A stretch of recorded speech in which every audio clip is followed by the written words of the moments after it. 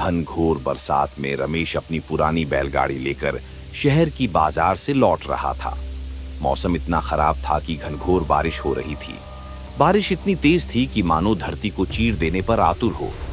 बिजली की चमक जब जब आसमान को चीरती, पूरा जंगल पल भर के लिए सफेद उजाले में नहा उठता और फिर अगले ही क्षण और भी भयानक अंधकार में डूब जाता। शाम ढल चुकी थी और अंधेरा अब तेजी से चारों ओर फैल रहा था। तेज हवा पेड़ों को झकझोर रही थी। सूखे पत्तों की सरसराहट किसी अनजानी आहट सी लग रही थी। हे भगवान, ये कैसी घनघोर बरसात बरसा दी है। घर पहुंचना भी दुश्वार हो गया है। अरे ये कीचड़ भी ना आगे बढ़ने नहीं दे रहा। थोड़ा और हिम्मत रखो रे बैलों, थोड़ा और, अभी हमें गांव पहुंचना है। काश मैं चंद पैसों के लालच में बाजार में इतनी देर तक नहीं रुकता। अरे चलो रे, थोड़ा और जोर लगाओ, ये कीचड़ भी बस नहीं छोड़ता। हे बाप रे, ये बिजली तो सिर पर ही गिरी लगती है। ये जंगल भी ना, यहाँ तो बस डर ही डर है। ये कैसी रात है, बारिश रुकने का नाम ही नहीं ले रही। हे भगवान जी, कहीं ये वही रास्ता तो नहीं जहाँ की कहानियां लोग सुनाते हैं। दिल धक धक कर रहा है मेरा। काश अब जल्दी कोई आसरा मिल जाए। बड़बड़ाते हुए अपने बैलों को हाँक रहा था, तभी जोर से बिजली कड़कती है। बारिश अब और भी तेज होती जा रही थी।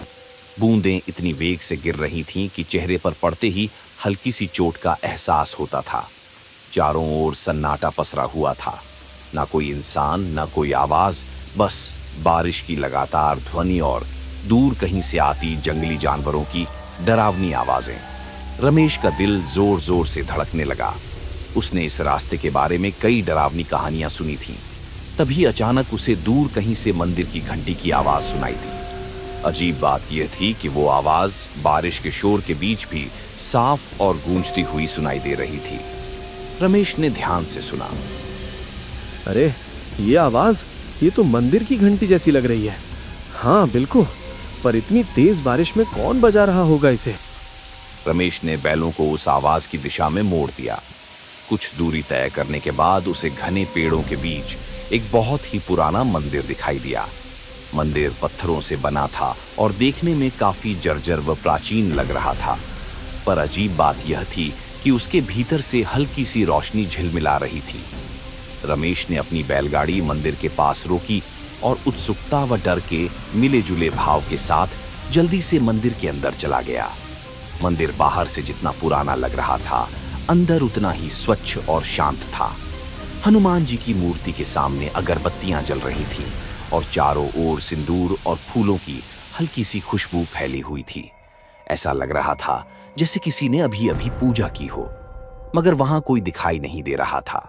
रमेश इधर उधर देखता है। कोई है यहाँ? कृपया बाहर आइए, मैं रास्ता भटक गया हूँ। बारिश बहुत तेज हो रही है, रास्ता कीचड़ में डूब गया है, बैल भी थक गए हैं। अगर थोड़ी देर यहीं रुक जाऊं तो कोई आपत्ति तो नहीं? अजीब है, मंदिर में रोशनी जल रही है, अगरबत्तियां भी सुलगी हैं, फिर कोई दिख क्यों नहीं रहा? कुछ देर बाद मंदिर के पिछले वाले कमरे से एक वृद्ध साधु प्रकट हुए, जिन्होंने गेरुए वस्त्र धारण कर रखे थे। उनकी आंखों में गहरी शांति थी, पर चेहरे पर किसी गहरी चिंता की छाया साफ झलक रही थी। वे कुछ क्षणों तक रमेश को निहारते रहे, मौन और स्थिर। फिर धीरे धीरे शांत स्वर में बोले, कौन हो तुम बेटा? इस तूफानी रात में यहाँ कैसे आ पहुंचे? महाराज, मैं पास के गांव से लौट रहा था। बाजार थोड़ी देर रात तक चली, इसलिए देर हो गई। रास्ते में इतनी भयंकर बारिश शुरू हो गई कि कुछ सूझा ही नहीं। तभी मंदिर की घंटी की आवाज सुनी और यहाँ चला आया। साधु ने एक गहरी सांस ली। उनकी आंखों की शांति अब गंभीरता में बदल गई। इस समय जंगल में रुकना उचित नहीं है। ये जगह दिन में भले शांत लगे, पर रात में इसका रूप बदल जाता है।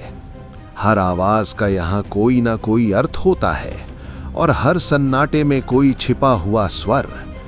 बेटा, अगर तुमने बाहर की घंटी सुनी है तो जान लो, वो हर किसी को नहीं बुलाती। मगर महाराज, आप कह रहे हैं कि वो घंटी हर किसी को नहीं बुलाती? इसका क्या मतलब है? बेटा, आज की रात यहीं मंदिर में रुक जाना। बाहर तूफान अभी थमने वाला नहीं है। मगर मेरी बात ध्यान से सुन। आधी रात के बाद अगर कोई आवाज सुनाई दे, चाहे कोई पुकारे, रोए या तुम्हारा नाम ले, किसी भी हालत में इस मंदिर की सीमा के बाहर मत जाना। याद रखना, हर आवाज इंसान की नहीं होती। जी महाराज, मैं आपकी बात का ध्यान रखूंगा। चाहे कैसी भी आवाज क्यों ना सुनाई दे, मैं मंदिर के बाहर कदम नहीं रखूंगा। रमेश को साधु की बात कुछ अजीब जरूर लगी, पर उनके चेहरे पर झलकती गंभीरता देखकर साफ महसूस हो रहा था कि वे मजाक नहीं कर रहे थे। उसने मन ही मन सोचा कि शायद रात में यहाँ जंगली जानवर आ जाते होंगे, इसलिए साधु महाराज उसे डराकर सावधान करना चाह रहे हैं। साधु ने उसे पास के एक कोने में बैठने के लिए कहा। फिर वे अंदर चले गए और थोड़ी देर में एक थाली में कुछ ताजे फल लेकर लौटे। लो बेटा, ये कुछ ताजे फल खा लो। रास्ता लंबा था, शरीर को आराम और भोजन दोनों की जरूरत है। बाहर तूफान है, इसलिए आज यहीं ठहर जाओ। पवन पुत्र हनुमान की शरण में हो, चिंता मत करो, सब ठीक रहेगा। रमेश ने शांति से फल खाए और पानी पिया। साधु महाराज ने उसे एक पुरानी चटाई और कंबल दिया ताकि वह आराम कर सके। रमेश ने श्रद्धा से हनुमान जी को प्रणाम किया और मंदिर के कोने में जाकर लेट गया। थकान के मारे उसकी आंखें धीरे धीरे बंद होने लगी। बाहर रात अब और गहरी हो चली थी। बारिश अब भी जोरों पर थी और हवाएं मंदिर की दीवारों से टकराकर सनसनाती हुई गुजर रही थी। रमेश को नींद आने ही वाली थी कि अचानक उसे एक अजीब सी आवाज सुनाई दी। रमेश, बाहर आ जाओ। देखो, मैं यहाँ हूँ। मैं तुम्हारी पत्नी हूँ। तुम इतनी देर से लौटे नहीं। मैं तुम्हें ढूंढती ढूंढती यहाँ तक आ गई। पहले तो वह बहुत धीमी थी, पर कुछ ही पलों में वो आवाज धीरे धीरे तेज होती चली गई। रमेश, बस एक बार बाहर आ जाओ। देखो, तुम्हारी पत्नी तुम्हें बुला रही है। रमेश की आंखें अचानक खुल गईं। वो चौंक कर उठ बैठा। उसके चारों ओर सन्नाटा पसरा था, पर वह आवाज अब और स्पष्ट सुनाई दे रही थी। अजीब बात यह थी कि वह आवाज किसी और की नहीं, बल्कि उसकी अपनी पत्नी की आवाज जैसी लग रही थी। रमेश का दिल जोर जोर से धड़कने लगा, मानो उसकी छाती से बाहर निकल आएगा। डर और जिज्ञासा दोनों उसके मन में एक साथ उमड़ने लगे। ये किसकी आवाज है? ये आवाज मेरी पत्नी की लग रही है, लेकिन वो यहाँ कैसे हो सकती है? नहीं, ये सच नहीं हो सकता। वो तो गांव में थी, पर अगर सच में वो है तो मैं कैसे अंदर बैठा रहूं? हे भगवान, अब मैं क्या करूं? बाहर जाऊं या नहीं? शायद बाहर अगर मेरी पत्नी है और अगर सच में उन्हें मदद चाहिए तो मैं कैसे ना जाऊं?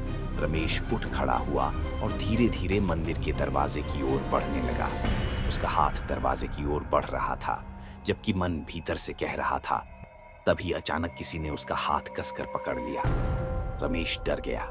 पीछे मुड़ा तो देखा साधु महाराज उसके पीछे खड़े थे। उनकी आंखों में गहरी गंभीरता और एक अनकहा डर झलक रहा था। बाहर से फिर आवाज आती है। रमेश, मेरी बात सुनो। मैं बड़ी मुसीबत में हूँ। मुझे यहाँ से ले जाओ, वरना मैं बच नहीं पाऊंगी। देखो, मैं यही मंदिर के बाहर खड़ी हूँ, बारिश में भीग रही हूँ। रुको बेटा, एक कदम भी बाहर मत रखना। मैंने तुम्हें पहले ही चेतावनी दी थी। जो आवाजें बाहर से आती हैं वे इंसान की नहीं होती, चाहे वो तुम्हारी पत्नी की ही क्यों ना लगे। वो तुम्हारी पत्नी नहीं है। ये छाया तुम्हारे मन को पढ़ लेती है। बेटा, ये उसी की आवाज निकालती है जिसके लिए तेरे दिल में सबसे गहरा प्रेम हो।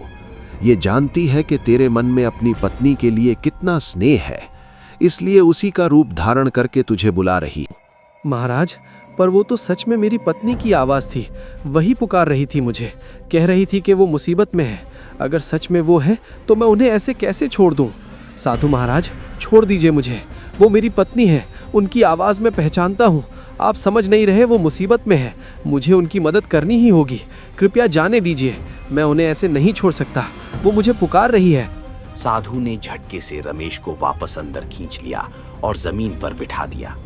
फिर वे सीधे हनुमान जी की मूर्ति के सामने जाकर पद्मासन में बैठ गए और ऊंचे स्वर में मंत्र जपने लगे। ओम हं हनुमते नमः, ओम हं हनुमते नमः। भूत पिशाच निकट नहीं आवे, महावीर जब नाम सुनावे। ना सै रोग हरै सब पीरा, जपत निरंतर हनुमत बीरा। सियावर रामचंद्र की जय। उनके मंत्रों की गूंज पूरे मंदिर में फैल रही थी। धीरे धीरे बाहर की आवाज बढ़ने लगी, मगर पूरी तरह से थमी नहीं। साधु ने मंत्र जाप जारी रखा। उनके माथे पर पसीने की बूंदें चमकने लगी थी और पूरा मंदिर एक अजीब रहस्यमयी ऊर्जा से भर गया। रमेश डर के मारे कांप रहा था। उसका दिल तेजी से धड़क रहा था।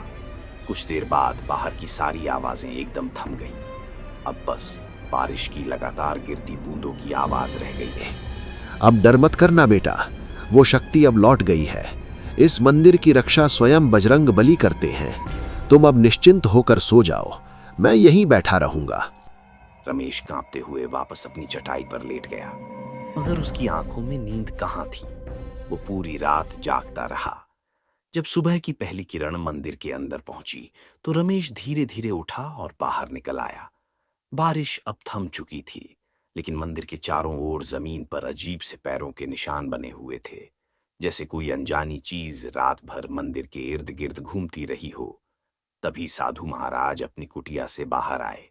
उन्होंने चारों ओर देखा और गहरी सांस ली, मानो किसी लंबे संघर्ष के बाद राहत मिली हो। देख रहे हो बेटा, ये निशान, ये उसी छाया के हैं जो पूरी रात मंदिर के चारों ओर मंडराती रही।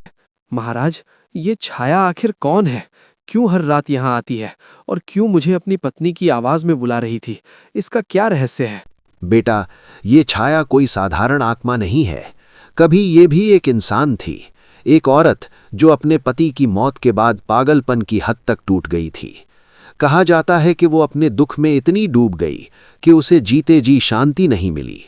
एक तूफानी रात में उसने इसी जंगल में अपनी जान दे दी। तभी से उसकी आत्मा इस जगह से बंध गई। वो अब भी अपने अकेलेपन और दर्द से मुक्त नहीं हो पाई है। वो अपने दर्द में सबको शामिल कर लेना चाहती है। वो जानती है कि इंसान का सबसे बड़ा प्रेम किससे होता है? अपनेपन से, अपनी पत्नी से, अपने बच्चों से। इसीलिए वो उसी आवाज में पुकारती है ताकि जो सुन ले वो खुद को रोक ना सके। कई यात्री उसके इस छलावे में फंस चुके हैं और फिर कभी लौटे नहीं। वही सब उसकी छाया में समा गए, उसी के दुख का हिस्सा बन गए। बेटा, अगर मैंने तुम्हें रोका ना होता तो सुबह तक यहां तुम्हारे पैरों के भी निशान नहीं मिलते और तुम्हारे बैल वहीं के वहीं खड़े रह जाते। साधु महाराज, अगर आप मुझे नहीं रोकते तो पता नहीं मेरा क्या होता। आपने मेरी जान बचाई है। अगर आप ना होते तो आज मैं जिंदा नहीं होता। मैं आपका आजीवन ऋणी रहूंगा। इसे मैं कभी नहीं भूलूंगा। बेटा, मुझे नहीं, संकट मोचन हनुमान को कहना। उन्हीं की कृपा से तुम आज सुरक्षित हो। याद रखना, उस छाया से बचने का एक ही उपाय है, श्रद्धा और विश्वास। ये दोनों कभी मत भूलना। रमेश के रोंगटे खड़े हो गए। रमेश ने कांपते हाथों से साधु के चरण छुए। रमेश ने हनुमान जी की मूर्ति के पास जाकर श्रद्धा से प्रणाम किया। फिर वह बाहर आकर अपनी बैलगाड़ी के पास पहुंचा। दोनों बैल सुरक्षित खड़े थे, जैसे रात की भयानक घटनाओं से अनजान हो। उसने बैलगाड़ी तैयार की, साधु महाराज को अंतिम प्रणाम किया और वहां से रवाना हो गया। रास्ते भर उसका मन उसी रात की घटनाओं में उलझा रहा। वह आवाज कितनी सच्ची, कितनी जीवंत लग रही थी। उसे एहसास हो रहा था कि अगर साधु महाराज ना होते तो शायद आज वह जिंदा ना होता। सुबह की सुनहरी धूप अब पेड़ों की पत्तियों पर चमक रही थी। दोपहर तक रमेश अपने गांव पहुंच गया। घर पहुंचते ही उसकी नजर अपनी पत्नी पर पड़ी। वह आंगन में बैठी अपने बेटे से हंसते हुए बातें कर रही थी। पत्नी को कुछ नहीं हुआ था, वह बिल्कुल सुरक्षित थी। अरे, ये क्या हाल बना रखा है आपने? कांप क्यों रहे हैं? कहीं रास्ते में कुछ हुआ क्या? बोलिए ना, आप ठीक तो हैं? रमेश ने अपनी पत्नी को रात की सारी घटना बताई। उसकी बात सुनकर पत्नी की आंखों में डर और हैरानी दोनों झलकने लगे। धीरे धीरे यह खबर पूरे गांव में फैल गई। सबको मालूम हो गया कि उस जंगल में रात के समय कुछ अनहोनी घटती है। वहां कोई छलावा रहता है,